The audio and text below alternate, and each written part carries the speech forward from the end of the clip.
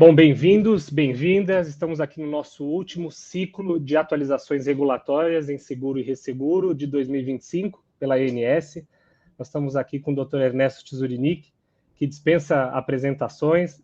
Nós estamos há alguns dias da entrada em vigor da Lei 15.040, com muita honra aqui com o Dr. Ernesto. E a gente vai conversar um pouquinho sobre a lei, claramente, mas a gente vai falar um pouco de tudo, sobre a formação do Dr. Ernesto, o que ele imagina para um advogado agora em seguros na entrada em vigor da lei.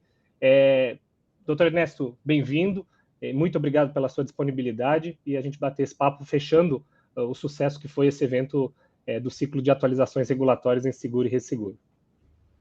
Muito bem, Gustavo, é uma honra estar cooperando ou tendo a oportunidade, né, de ser prestigiado pela Escola de Negócios Seguros. É uma honra muito grande estar conversando com você, que é um profissional e um pensador que eu respeito muito. Então, estou às suas ordens aqui, vamos lá. Obrigado, doutor Ernesto. Uma honra é minha. E dividir contigo um pouquinho sobre a parte acadêmica, que a gente sabe que é muito relevante aqui para o senhor. O que te motivou nessa primeira pergunta aqui, do ponto de vista de carreira jurídica, né, olhando para trás, pensar no direito, estudar o direito, pensando na sua trajetória? Tá, muito bem, Gustavo. Todos nós somos fruto do momento em que nós vivemos, né, das nossas experiências históricas, né? Então, a gente sente necessidades ou vê problemas em razão das nossas experiências pessoais e, claro, que não quaisquer experiências pessoais, mas experiências pessoais importantes e que nós acreditamos bem refletidas. E eu vivi um mercado segurador em que ainda existia monopólio de resseguro e um monopólio que era muito funcional, que tinha sido criado para dar capacidade para o Brasil, tinha sido criado para fomentar o desenvolvimento econômico e social do país, né? E era um instrumento, não era apenas um negócio o resseguro, ele era um grande instrumento do Estado brasileiro para promover o desenvolvimento industrial que o Brasil tanto reclamava para superar o seu subdesenvolvimento. E quem viveu aquele momento, eu falo dos anos 80, início dos anos 80, via um IRB pujante, via conceitos e práticas bastante saudáveis e sem problemas no nosso mercado, mas que eram garantidas porque nós tínhamos um ressegurador com poder muito grande no mercado internacional. O IRB, bem ou mal, ele termina no seu momento mais fraco como o segundo mais importante comprador de retrocessões no mundo. Primeiro era a Munich Re naquele momento. E eu estou falando já na fase aqui pré-abertura. Antes disso, o IRB era talvez o maior comprador, porque ele representava um Estado com uma economia importante, ainda com os problemas que o Brasil tem e continua tendo hoje, que não são diferentes, né? Um grande abismo social e econômico, né, que maltrata a nossa gente, mas o fato é que era um grande comprador com um grande poder e que tinha um poder também interno muito grande no Brasil. Ele expedia as normas gerais de resseguro e retrocessão, ele fazia o conteúdo do resseguro, das normas de resseguro, e, consequentemente, isso migrava para os produtos de seguro. Tá? Então, quando nós vimos o Brasil, em 85, prometer a quebra do resseguro para o mercado internacional, nós ficamos preocupados porque falamos, bom, isso significa que esta mãe protetora do mercado, ela vai ser aposentada, né? Ela talvez tenha que se transformar numa concorrente, enfim, dos paradigmas, né, dos congêneres resseguradores internacionais, e muda o papel.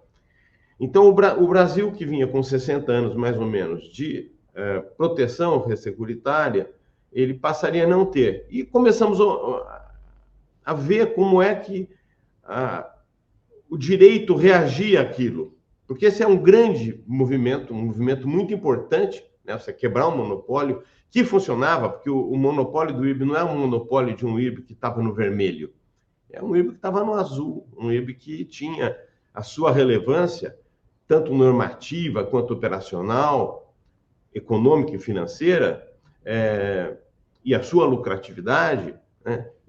Estreando em todos os cenários do mercado. Então, isto preocupava. E aí nós vimos que, primeiro, a reforma do Código Civil que estava programada, né, com o substitutivo comparato, era talvez até mais acanhada do que o Código de 16, na minha opinião era. Tá? Ela tem lá o 757 com a teoria do interesse finalmente entrando no nosso direito positivo, né? Já, enfim, no direito civil brasileiro, mas no restante não tinha nada de novo, né? Exceto quebras de braço em razão de questões envolvendo suicídio, aquelas questões que, enfim, 40 anos de discussão e de gastos por, enfim, resultados muito irrelevantes para o desenvolvimento dos nossos seguros. Mas o fato é que vinha algo que não era satisfatório no direito das obrigações securitárias. Depois começa a aparecer as normas, que seriam as normas de abertura do mercado. E as normas de abertura do mercado eram normas que, lamentavelmente, elas também traziam um viés simplesmente voltado para quebrar o monopólio e permitir, de forma a mais ampla possível, a liberdade negocial do resseguro no Brasil. Então, elas nada traziam para proteger as relações contratuais securitárias. Bom, nesse momento, tanto eu quanto o Flávio Queiroz de Bezerra Cavalcante, que é um dos grandes responsáveis comigo, né, pelo anteprojeto de lei de contrato seguro, nós falamos, puxa vida, o Brasil vai ficar desassistido. E muda todo o regime e o direito obrigacional continua igual. Então, toda aquela proteção que tinham os segurados, todas aquelas praxes boas, a formação dos contratos de seguro pelo silêncio no prazo de 15 dias ou 7 dias, conforme o ramo, o conceito de dano material, que já começava a aparecer quando o IRB enfraquece, começam a vir documentos que não eram os documentos típicos do IRB, começa a aparecer o dano físico à propriedade tangível, que é um grande limitador conceitual de coberturas. Nós, que éramos advogados de seguradoras, falamos, puxa vida, o Brasil e as nossas seguradoras precisam de proteção. E começamos a pensar o direito do seguro para essa modificação. Mas já tinha uma outra questão no Brasil, que era uma questão já muito mais antiga, né? Nós tínhamos um mercado segurador em que o direito era produzido pelo próprio mercado segurador. Qualquer evento que nós íamos, em alguns setores ainda é assim hoje, no nosso mercado, nós íamos e nós falávamos para fulano e beltrano. Depois, no outro, o beltrano falava para nós e para o fulano. Depois, no outro, fulano falava para nós e para o beltrano. E assim por diante, né? Então, era um circuito fechado em que, certamente, o pensamento ele fica enviesado, ele vai se viciando, né? O ar fica pesado e ele não se renova.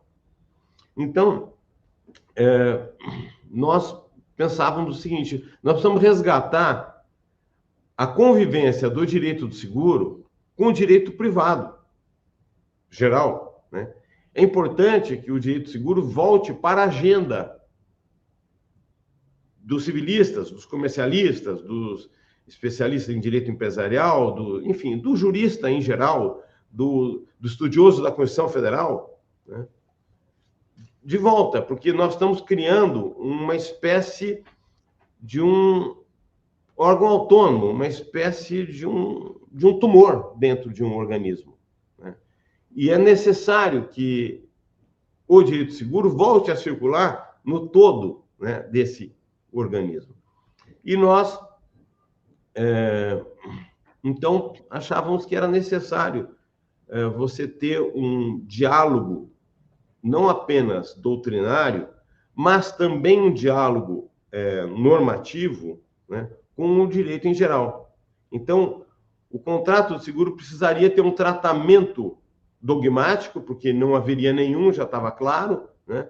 Veio uma resolução do Conselho Nacional dos Seguros Privados, que foi bombada, veio uma tentativa de lei ordinária quando não podia, que foi bombada, depois veio a Lei Complementar 126, em 2007, que acabava com o monopólio, mas, ao mesmo tempo, não trazia soluções positivas para o direito obrigacional em geral, na perspectiva das seguradoras, dos segurados e dos seus beneficiários. Então, a ideia foi, primeiro, vamos fazer um movimento de renovação do direito positivo e vamos trazer para esse movimento uma qualidade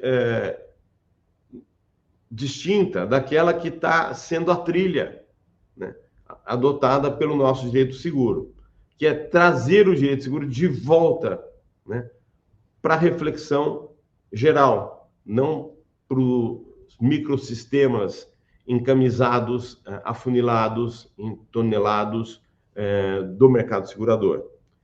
E a ideia foi essa. Então, daí a gente procura juntar a gente com o Ovidio Batista da Silva, que era um grande pensador do direito processual e do direito privado em geral, o Calmon de Passos, que era outro crítico que fazia reflexões profundas e que tinha interesse na matéria. Enfim, só para terminar, e nos processualistas, Humberto Teodoro Júnior, Donaldo Emelin, enfim, essa gente, o Marcato, enfim, todos esses professores que não eram da área do direito seguro foram convidados a ajudar essa reflexão. Então, no fundo, nós procurávamos fazer um movimento de resgate de conquistas anteriores, temendo o que viria a acontecer. E que aconteceu. Tá? Quando eu era advogado de seguradoras, né, as grandes seguradoras, por exemplo, nos grandes riscos, eram Itaú, Bradesco, Sul América. Tá? As três maiores eram essas. Né? Unibanco, né? Um pouco a Veracruz, Aliança da Bahia com o seu seguro lá de Itaipu Binacional, que é onde eu comecei. Mas todas as seguradoras, mal veio a abertura, elas tiveram que deixar esse mercado, porque elas já estavam muito expostas, mal protegidas. Né? E a iniciativa de 2004 era uma iniciativa que tentava, antes da abertura se consagrar, preparar o nosso direito obrigacional para que essas seguradoras pudessem continuar protegidas mais ou menos como estavam na época do monopólio. Né? É claro que o direito ele não substitui a atividade empresarial, quer dizer, mas ele ajuda a moldá-la, ajuda a orientá-la, a dirigi-la para um determinado caminho. Né? Então, isso tudo nasce nesse momento, em que realmente o Brasil mudaria estruturalmente o funcionamento do seu sistema nacional de seguros e passaria a ter um ressegurador local ou outros, mais concorrente normal do mercado internacional, muito mais forte, né, muito mais poderoso, e que não havia tido o cuidado por parte das autoridades, né, e por parte de ninguém, de ajustar o direito privado para receber essa nova realidade econômica, de forma a evitar que grandes sucumbimentos de garantias, de direitos e de tendências, né, e de objetivos até, viessem a ocorrer no nosso mercado. Então, eu acho que esse é um momento histórico no qual eu me inseri, que eu comecei em 1980, né, e vi um mundo completamente diferente desse mundo que eu vejo hoje, mas que já era possível divisar como iria ser o futuro naquele momento, né? Tanto que em 2004 você tem regras ali que são regras super novidadeiras, né? E que, enfim, acabaram se reproduzindo em direitos nacionais de países europeus até, tá? Eu me recordo que nós tínhamos uma regra que caiu durante a tramitação, que é uma regra sobre a proibição da participação dos intermediários nos resultados obtidos pela seguradora. Isso nós escrevemos mais ou menos por volta de 2002 para 2003. Em 2004 já era formalmente um projeto 3.555 de 2004 no Congresso Nacional, né? Mas ali tinha uma regra que vedava uma prática que em 2006 gerou um processo com multas aplicadas e recolhidas de aproximadamente quase $1 bilhão nos Estados Unidos em razão desse tipo de prática, né? Salvo engano, no estado de Nova York. Enfim, era um projeto que procurava sanear e evitar determinadas consequências de uma desorganizada abertura de mercado. Não sei se eu fui claro, se eu atendi a sua pergunta. Foi super claro, doutor Ernesto. Acho que colocando um pouco a perspectiva da sua trajetória dentro também do caminhar da Lei 15.040, que eu acho que é muito a linha do que a gente vem querendo falar aqui dentro do nosso ciclo de atualizações regulatórias. E eu queria só fazer um comentário sobre o documentário também que o Instituto Brasileiro de Direito de Seguros fez, né, e divulgou no evento desse ano, né, e acho que está no canal também do YouTube, né, dentro do próprio site do IBDS, que conta um pouco da trajetória do própria, enfim, desde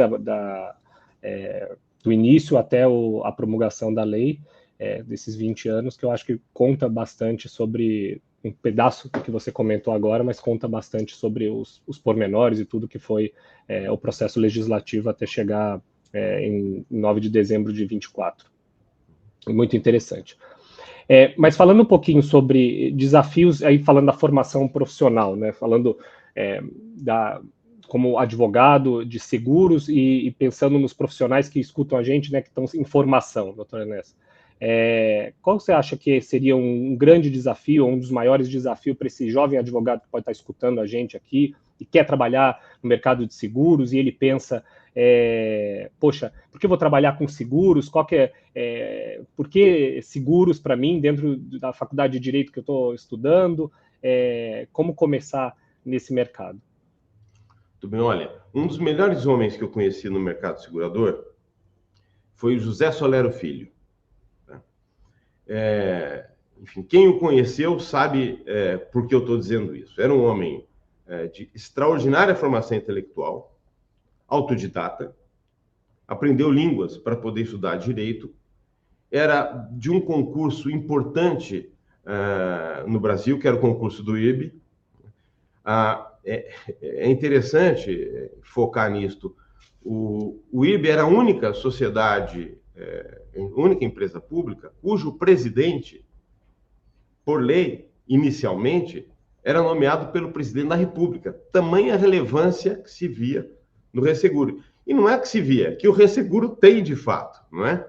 Sem ele, nós não temos nenhuma estrutura securitária possível, né? E esse movimento de se tentar, por meio de contratos individuais, reunir um grande número de pessoas para que se forme a possibilidade, né, de exercício profissional do seguro, seria impossível. E o Solero tinha uma outra característica, que era uma característica religiosa. Era um homem muito religioso, né, de uma igreja católica. Eu não sou católico, eu sou ecumênico, ateu ecumênico, para falar a verdade, tá? E ele vinha de um viés da igreja muito solidário, né? E tinha uma militância política muito saudável, muito altruísta, muito para o outro mesmo, né? E era um dos nomes mais relevantes, talvez, naquele momento, o nome mais relevante do direito securitário, da advocacia securitária no país. E, como ele, nós achávamos também, e isso eu acho que os jovens precisam ter em conta, ele já tinha seus 80 e tantos anos, quando nós ficamos amigos. Eu tinha 23 anos, quando fiquei amigo dele, né? E com 23 anos eu era gerente do jurídico de uma companhia seguradora. Estava muito bem, obrigado, naquela... Enfim, eu acho que as seguradoras talvez fossem mais generosas com os seus gerentes naquela época do que são hoje. Mas, entretanto, existia uma visão de que nós temos que ajudar a construir, ainda que um grãozinho de melhora para os nossos filhos, para o nosso futuro e para os locais onde a gente passa. Então, militar na advocacia, a gente pode encarar como uma forma de ganhar dinheiro, né? E quem encarar bem isso e tiver uma boa gestão, vai ficar rico, né? Vai ficar sem preocupações financeiras, né? Mas apenas essas, né? Que no final da vida pode ser um conforto, mas também é uma frustração, né? Você fala, o que eu consegui? Eu consegui, enfim, pagar minhas contas. Puxa, é fantástico, mas só isso é um trajeto para um ser humano muito medíocre, né? Ou então você olhar e falar, puxa, eu preciso fazer de mim o melhor, da minha advocacia o melhor, para poder sair lá na frente orgulhoso, olhar para meus filhos, meus netos, enfim. E a gente, no fundo, vai ter essa sensação ao longo da vida, que a vida é demasiado curta. A gente não tem tempo para fazer esse programa daqui a 10 anos. Ninguém tem, né? Um exemplo que me ocorre mencionar aqui é um exemplo de um grande amigo do mercado, o Milton Póvoas. Milton Póvoas não teve tempo de prestar a contribuição dele, embora fosse uma pessoa dedicada a isso, né? Ele era um jovem, muito promissor executivo do mercado segurador, já era dirigente da Companhia Paulista de Seguros, depois veio se tornar Liberty, etc. E ele pensava e pretendia contribuir, né, de forma decisiva, de forma relevante, de forma importante, né, para desenvolver o mercado segurador de um modo a ele ser o mais possível contributivo para o desenvolvimento econômico e social brasileiro. O Milton tinha essa consciência, tinha essa vontade de fazer, mas, lamentavelmente, um dia assistindo, enfim, um filme com a sua esposa, sentado no sofá, segundo me recordo, ele morreu subitamente, muito jovem, né, na casa aí dos 30 anos de idade. Então, o nosso tempo é um tempo sobre o qual nós não temos domínio, que pode ser mais, pode ser menos, mas certamente, quando nós podemos contribuir de verdade, é quando nós somos mais jovens, né? Aos 20, aos 30, aos 40, né? Dali para frente, a ampulheta está com pouca areia, né? Na melhor das hipóteses, e nós também começamos a ter mais dificuldades e mais atenções pessoais, né? E eu acho que a produtividade tende a cair, né?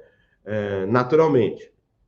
Então, eu acho que tem muito esse viés de, se eu sou um profissional da área do direito seguro, ou da área do seguro em geral, porque não tem uma área mais relevante do que outra dentro de uma seguradora, né? Se eu sou um homem de atuária, tá? Eu não posso pensar na atuária como simplesmente uma mercadoria que eu tenho no bolso para entregar em troca de uma remuneração, né? Eu tenho que pensar nela como algo importante, algo relevante, algo que alguém um dia vai pensar o seguinte: puxa vida, ele usou a atuária de uma forma nobre, né?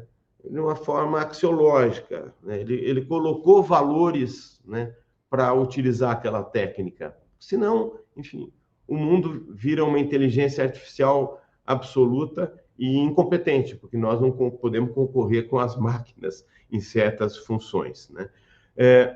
Mas em outras nós somos diferentes, e é nessa axiologia que nós somos diferentes, né? Eu vejo muito esse debate sobre o ingresso da inteligência artificial, né? Mas eu ainda me sinto seguro, né? Eu tenho como concorrentes os jovens advogados brilhantes, né, que têm se formado hoje, e que se dedicam de corpo e alma à profissão. Mas aquelas máquinas que se dedicam de corpo à profissão, elas não me assustam. Eu acho que elas vão, talvez, suprir uma deficiência motora, mas não vão alçar uma igualdade intelectual. E é muito importante, né, o desenvolvimento intelectual para que a gente possa fazer as coisas serem melhores, mais bem solucionadas, mais equânimes ao longo da vida. Então, eu acho que todo advogado e todo funcionário de seguradora ou prestador de serviço seguradora, seja técnico da área que for, ele está construindo a cada ato dele um futuro. Tá? Então, eu me recordo que eu montei uma operação de massa em certo momento, Gustavo, que o povo dizia, pô, mas você montou um escritório de massa de salto alto, né? Porque eu falava, eu não advogo para o DPVAT. Porque naquele momento o DPVAT já era um problema. Era muito mais fácil ganhar dinheiro com o DPVAT que qualquer outro ramo. Mas eu falava, não vou fazer isso. Porque as teses, eu acho que são teses negativas, são teses ruins. Eu não acho que isso contribui para o desenvolvimento, né? Por exemplo, isso vai estar espelhado, tudo isso lá no projeto de lei 3.555, no capítulo de seguros obrigatórios, que se tivesse sido aprovado em 2004, nós não teríamos o fim do DPVAT no Brasil, né? Muito pelo contrário, nós teríamos aí hoje ainda um grande seguro a apresentar internacionalmente, como caso de sucesso, que é o que nós fazíamos até os anos 80 com o DPVAT, né? Mas o fato é esse, nós temos que tomar muito cuidado, e os jovens têm que tomar mais cuidado do que nós, porque a gente tem menos tempo de errar e eles têm mais, né? Para não ficar contribuindo para a piora, né? Mas, de um certo modo, contribuir para a melhora. A gente vive entre interesses. O interesse de um empresário, ele é em obter hoje, fundamentalmente, especialmente depois do processo de financiarização, ele é obter resultados financeiros. Mas isso é possível obter de forma mais duradoura, mais consistente, enfim. A gente está aí passando agora pelo Master, né? O Master conseguiu muito sucesso financeiro, mas, enfim, de um tal jeito que talvez não tenha sido o melhor para os interesses do próprio empresário, né? Capitalista, dono do banco. Talvez uma operação mais justa, mais comedida, mais adequada ao desenvolvimento da sociedade e dos negócios na sociedade fosse mais acolhedor, mais pacífico, né? Mais tranquilizadora para o próprio empresário.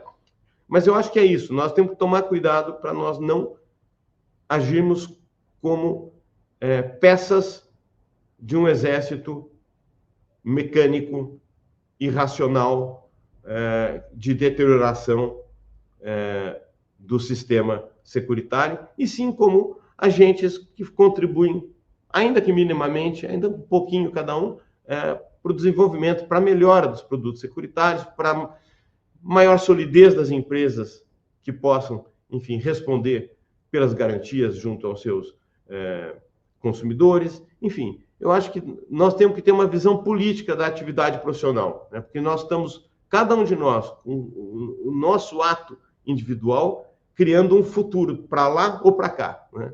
E a gente tem que saber disso e tomar cuidado para fazer isso. Eu tenho certeza que quem faz isso, quem cuida um pouco mais do conteúdo daquilo que faz e presta mais atenção, primeiro, vai ser um profissional mais qualificado.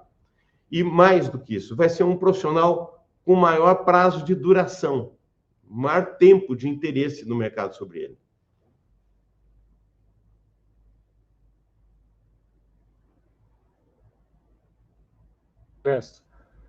é muita coisa para a gente pensar, né?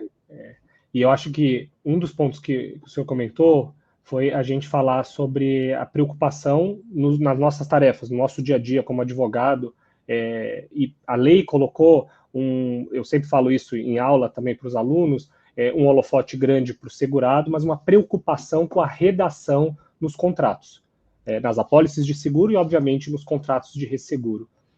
Do ponto de vista do senhor, assim, pensando nos aspectos mais sensíveis hoje que a gente pode olhar nas apólices de seguro, e também comentando um pouquinho sobre o resseguro, o que o senhor acha que seria, assim, a partir da Lei 15.040, né? O que a gente tem que tomar maior cuidado e ter maior atenção ali quando a gente, né? Hoje as seguradoras estão refazendo todos os seus contratos, pensando em todas as suas proteções de resseguro. O que seria mais sensível e mais importante ali de ter atenção? À luz, obviamente, da Lei 15.040 e que vem por aí também de regulamentação da SUSEP, né? Bom, muito bem.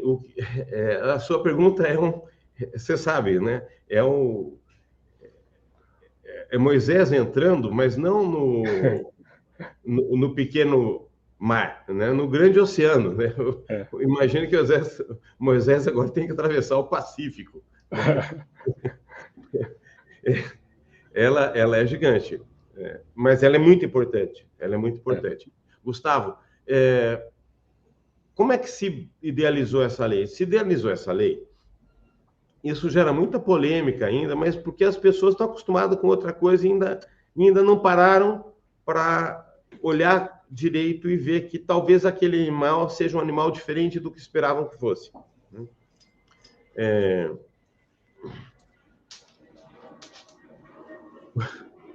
Quando eu era criança, eu gastei todas as minhas reservas para comprar um jumelo. O jumelo era eu e mais 2 amigos, né? Era como se fosse um cavalinho do tamanho de um cachorrinho pequeno, né? E nós fomos lá, entregamos tudo. Tinha uma família que vendia animais e explorava crianças em Rio Preto, vendendo animais diferentes, né? E vendeu para nós o jumelo. O jumelo, na realidade, né, era um jumentinho, mas a gente não via aquilo. A gente via como um bichinho que já está crescido, vai ser daquele tamanho o resto da vida. Não era recém-nascido e nanico, né? Mas, enfim, não durou muito tempo o jumelo. Nós acreditávamos que era uma coisa e era outra. Eu acho que a lei é um pouco isso. Como é que ela foi pensada? Tá?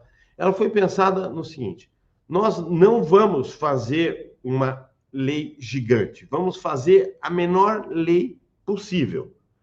Por quê? Porque o importante é garantir estruturalmente o funcionamento do contrato de seguro. Tá?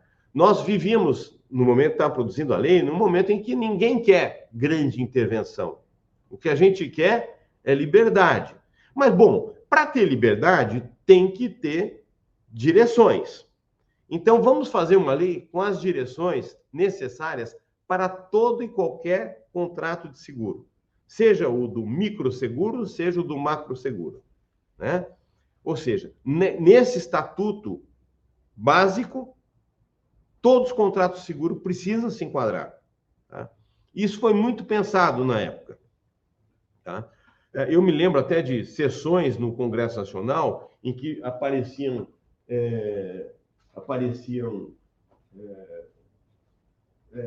deputados que falavam: esse projeto é o maior projeto, será a maior lei de contrato de seguro do mundo, né? E aí eu ficava lá desesperado para dizer: olha, esse projeto é só isso, né? Isso é mentira.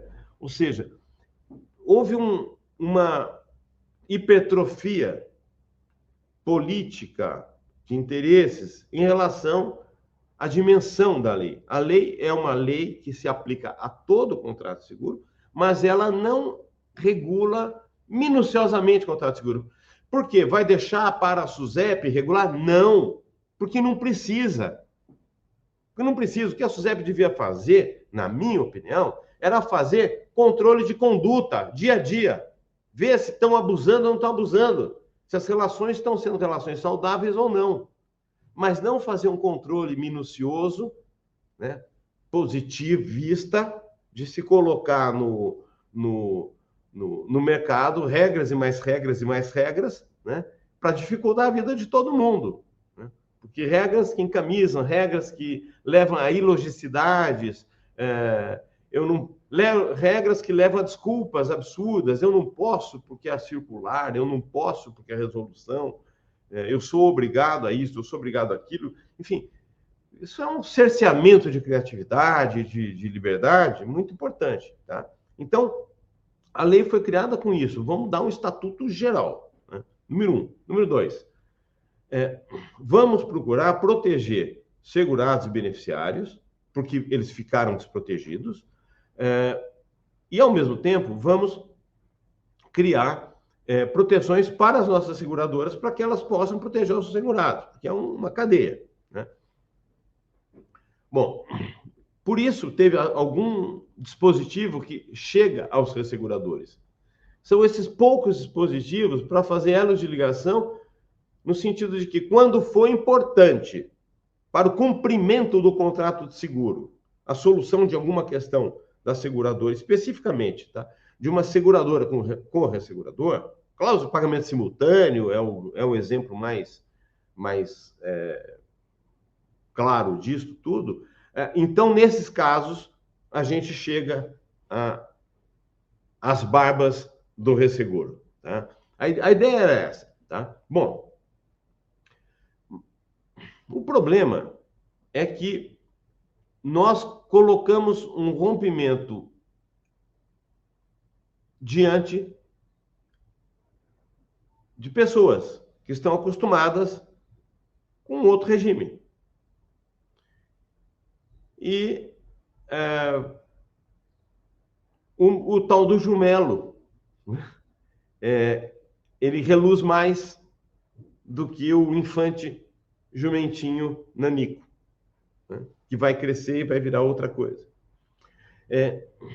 Fica mais fácil compreender para uma criança aquele pequenininho do que o processo. Né? Eu me lembro que eu li um livro muito interessante sobre uma família no Ártico, né, esquimós, em que, quando a sogra está muito velha, vivia o núcleo era o genro, a filha e o netinho que acabou de nascer e a sogra. Só que a sogra estava muito velha e já não dava mais para continuar carregando a sogra. Então, a regra social era abandonar a sogra, porque não cabia mais, correriam riscos todos, inclusive a criança, se continuassem viajando com ela.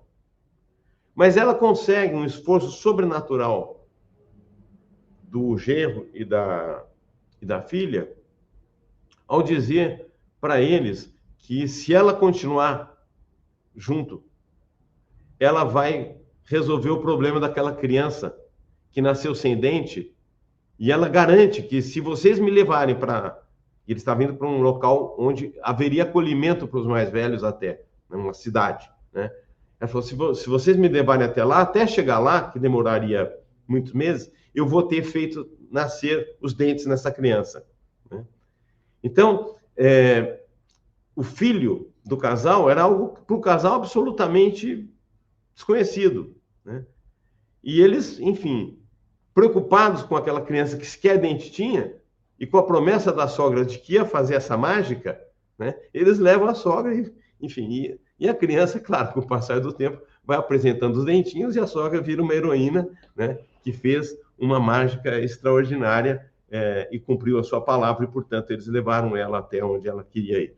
Bom, eu acho que a nossa lei é mais ou menos isso. Nós temos que compreendê-la como algo novo, que vai ter os seus frutos.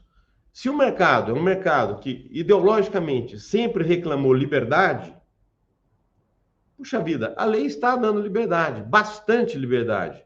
A menos que a gente encare a lei como a gente encarava o direito anterior e queira penduricalhar esta lei com regulamentos à torta e à direita. Qual foi a minha surpresa? até agora? Primeiro, um primeiro movimento foi um movimento de se tentar contrariar a lei.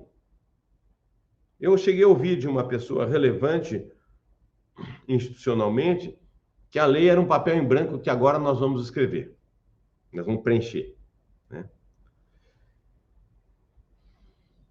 Parecia uma aula de desenho infantil para um mercado super desenvolvido, né? Mas, enfim, é uma visão.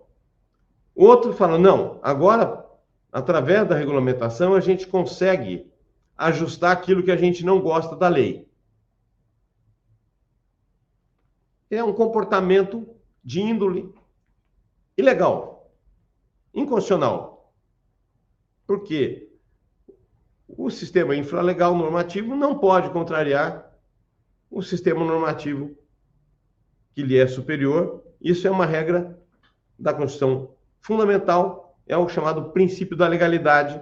É daí que a gente chega no Estado de Direito, que é tudo que a gente quer, e que os seguradores querem, e que as seguradoras querem, e que as empresas contratantes de seguros querem, e que os segurados, pessoas físicas, querem também. Todos nós queremos um ambiente seguro.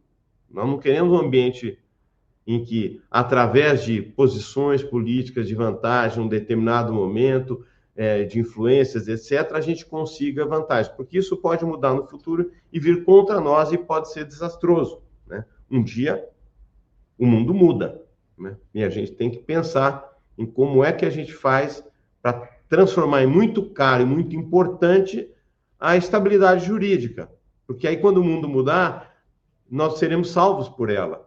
Ela tem que ser, portanto, cuidada por nós agora, porque senão depois, né, vai ser um venire contra factum próprio, um vir contra, né, a própria conduta, né? Nós queremos fazer ela valer quando nós trabalhamos para que ela fosse desvalorizada por ordenamentos inferiores.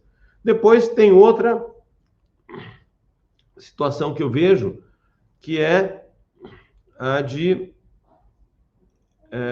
querer trabalhar os conceitos sem admitir que esses conceitos são conceitos novos, tá?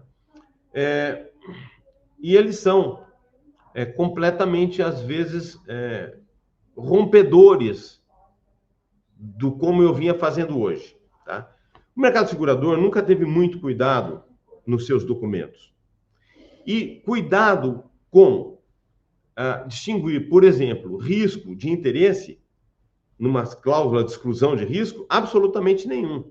Então, a cláusula de exclusão de risco, ela vai estar excluído o raio e bens ao relento. E a cláusula chama exclusão de risco. E as pessoas tendem a fazer sempre assim. Ora, bens ao relento não são riscos. Bens ao relento são interesses adjetivados, né? Risco, o raio é. Mas, enfim, o que tenta a lei fazer? Ela tenta ser didática, desde a definição do interesse como elemento de eficácia e não de validade no que diz respeito à sua possibilidade no momento da contratação do seguro,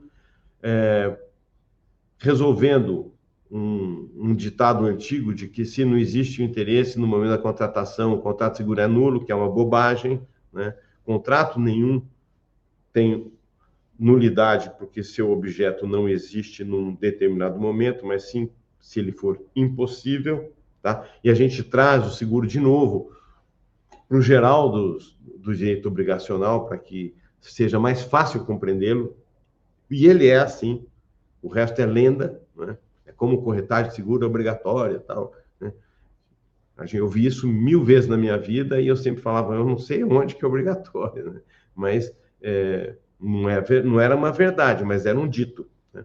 Então, eu recentemente ouvi falar, por exemplo, que tema do salvamento, a regra do salvamento é uma regra que, se você olhar, Gustavo, você vai ver que desde o projeto inicial até o projeto de lei da Câmara, o 26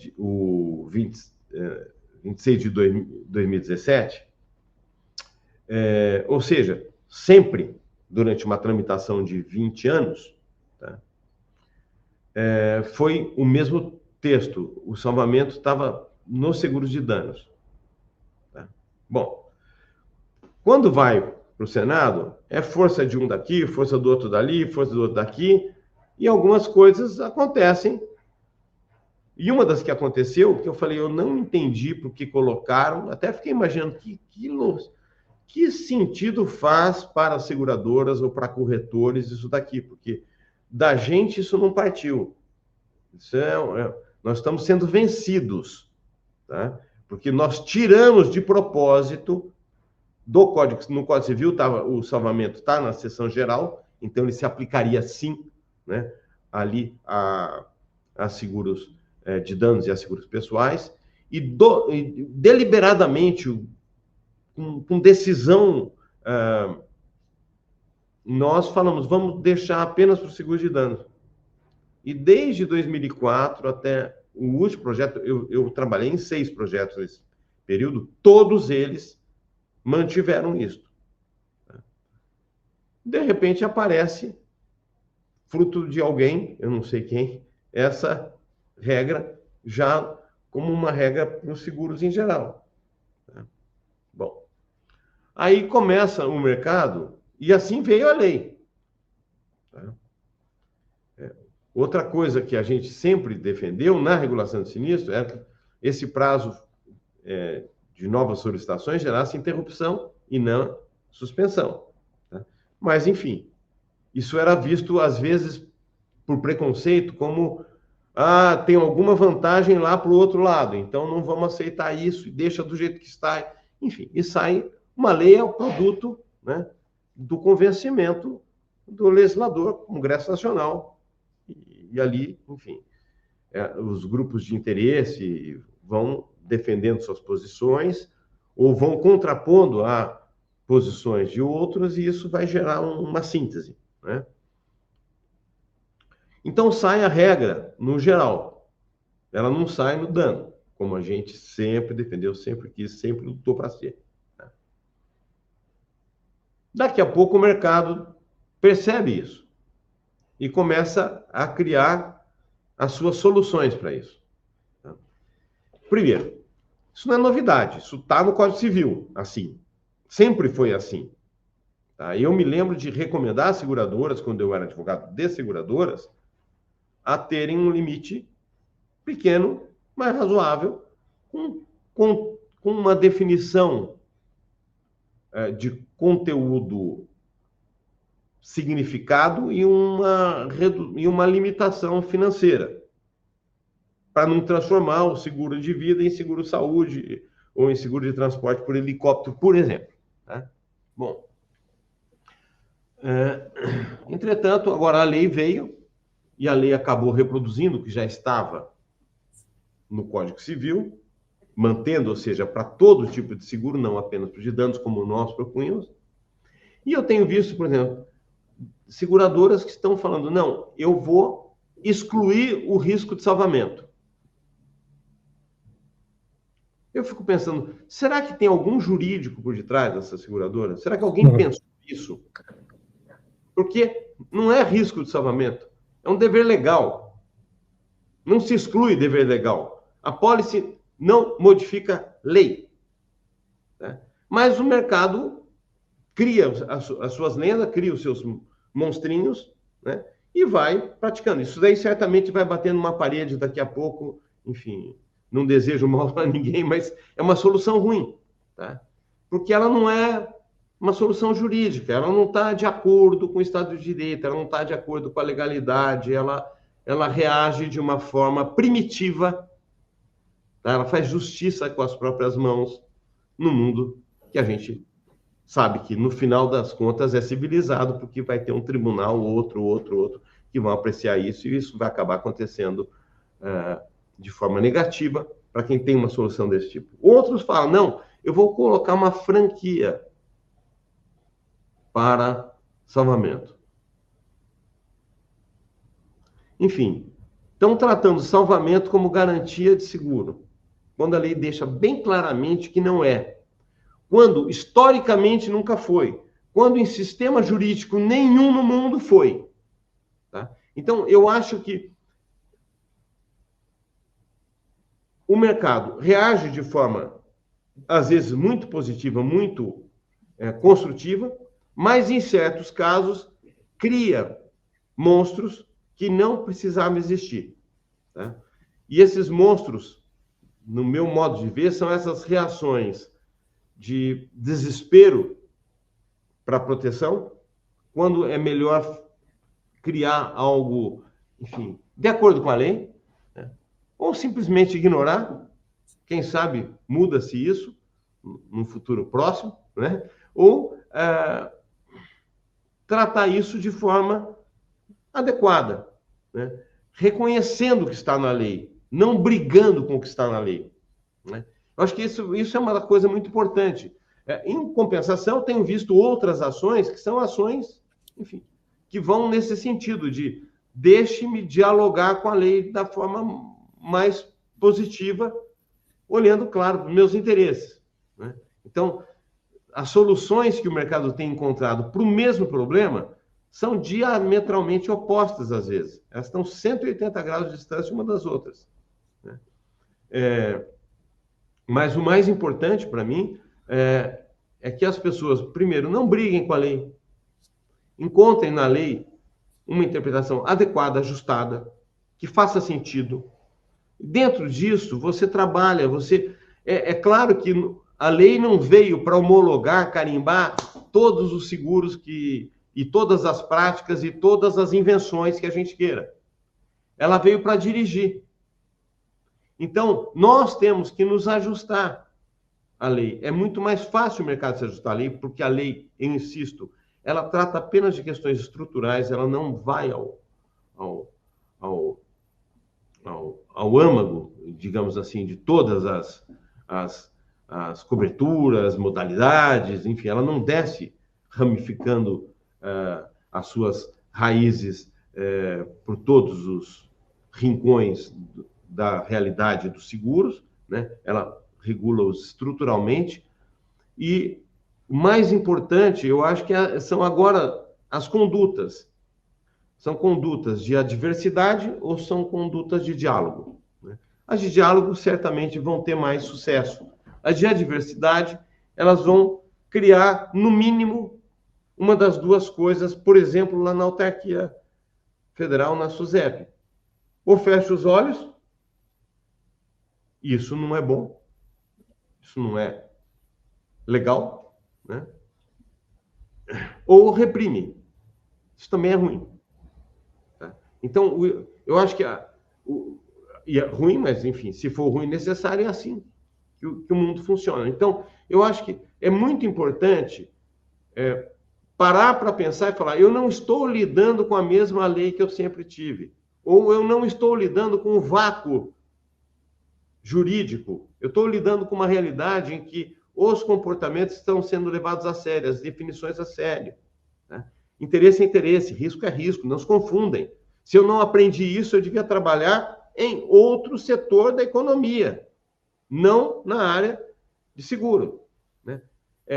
Eu vejo essa situação, tem gente que fala, poxa, Zironic, podia ter havido menos intervenção na operação das seguradoras. Eu falo, meu Deus do céu, o que faz uma seguradora? Seguradora não faz contrato de seguro? Como é que uma lei de contrato de seguro não vai intervir na operação das seguradoras? É claro que vai. Agora, o que é positivo? E algumas seguradoras têm feito. Positivo.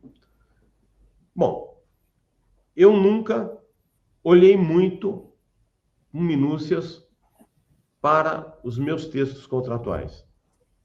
Agora eu vou olhar. Então, tem gente reescrevendo de forma muito mais cuidadosa as suas apólices. Às vezes, cuidadosa demais. Esses dias, no nosso congresso lá, uma das palestrantes disse, olha, eu tenho recomendado que haja um certo exagero na lista de documentos necessários. Tá? Eu me lembro que eu fiz objeção, e não era isso que ela queria dizer na realidade. Ela está falando em rigor, não em exagero. Tá? Mas, enfim, é claro que, cuidado, porque se for exagero é ilegalidade. Né? Não pode ser exagero, porque você vai criar uma questão à toa. Né?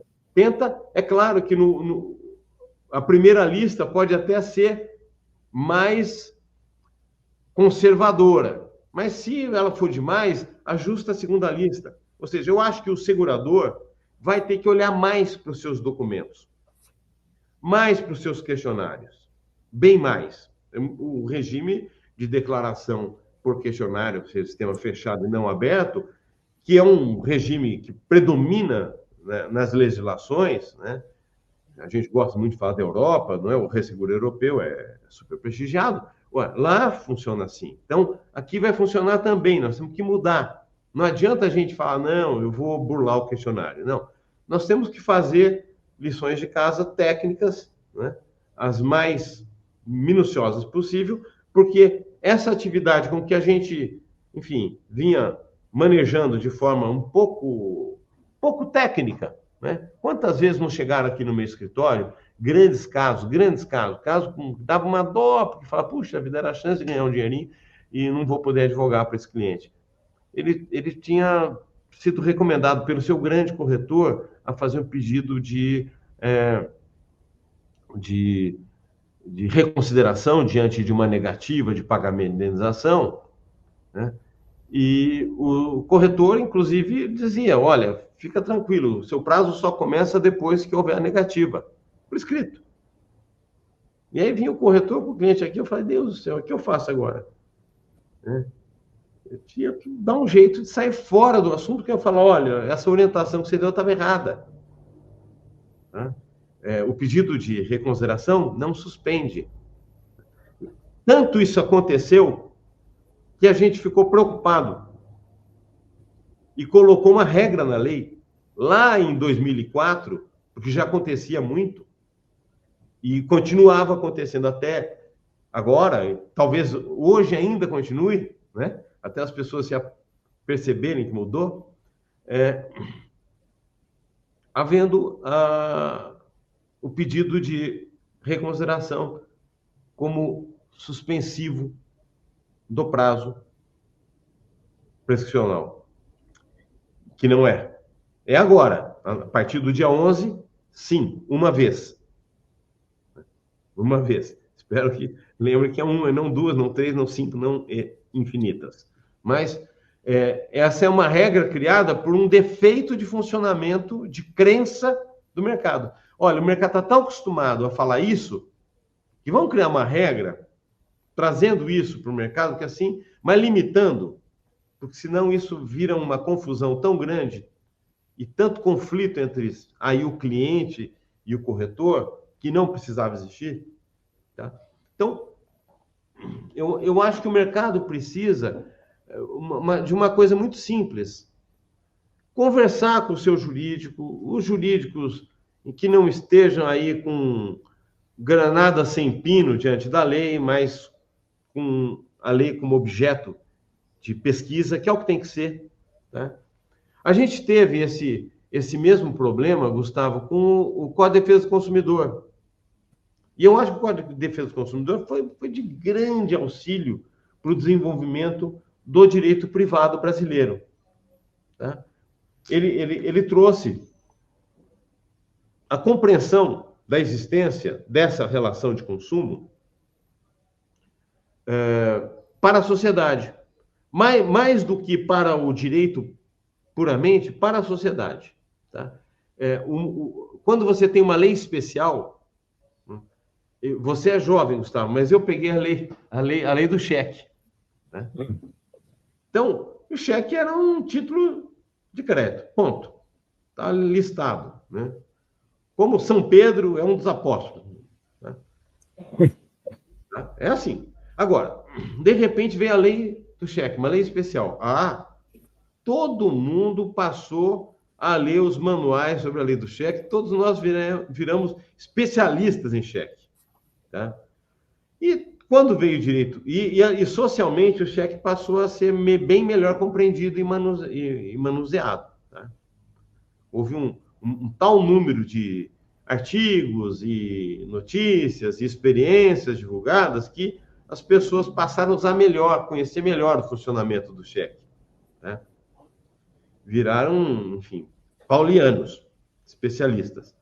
O seguro passou por um certo período em que era um desaforado contrato civil. Tá? Eu acho que com a lei especial, ele passa a ser um contrato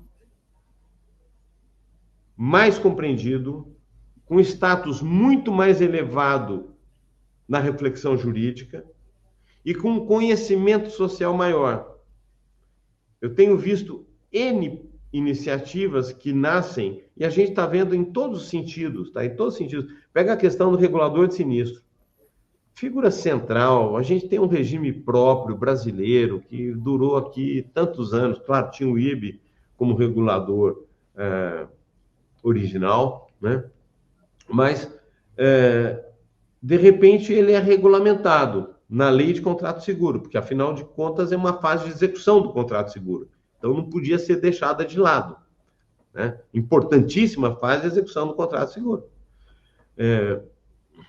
E, de repente, eu estou vendo, já tem, sei lá, 2 associações de reguladores sinistros. Os reguladores sinistros vão passar, ao mesmo tempo, a ter as suas responsabilidades olhadas, mas eles também têm a sua especialidade reconhecida. Eu acho que daqui uns 10, 15 anos, vai ter gente nessas enquetes de testes vocacionais que vai falar: o que você quer ser quando crescer, quando se formar? Eu quero ser regulador de sinistro. Hoje ninguém quer. Né? Não vai ter uma criança que diga isso. Né? Nem o filho do regulador mais gentil vai conseguir conquistar o seu filho para essa profissão de cara.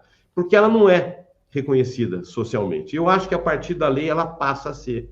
As pessoas passam a refletir mais a respeito das responsabilidades, mas também da relevância do serviço. Então, acho que para os reguladores, eles passam a ter mais liberdade porque eles têm responsabilidade.